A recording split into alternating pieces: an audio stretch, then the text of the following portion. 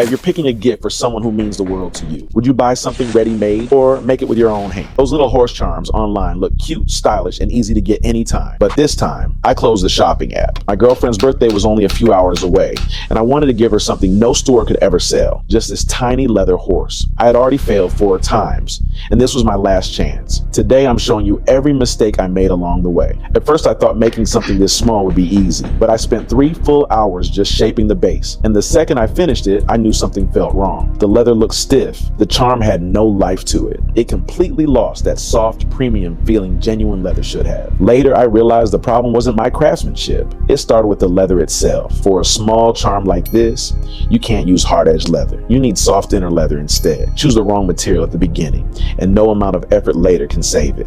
So I started over. On the second try, the leather finally felt right.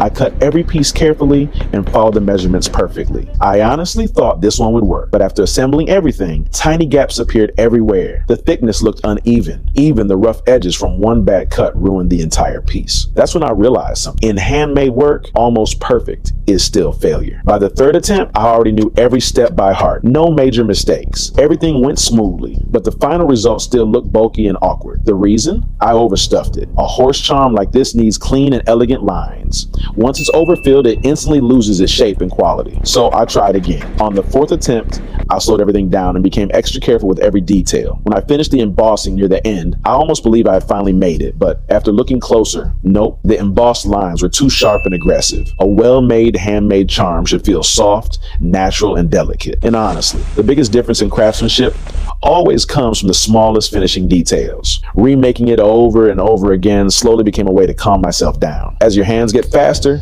it becomes easier to rush, and once you lose patience, the work immediately falls apart. That's when I learned handcraft isn't about speed. Only a steady mind can create something truly beautiful. For the 5th attempt, I stopped trusting my instincts and followed the standard measurements exactly. The wings needed to weigh 1.1 grams.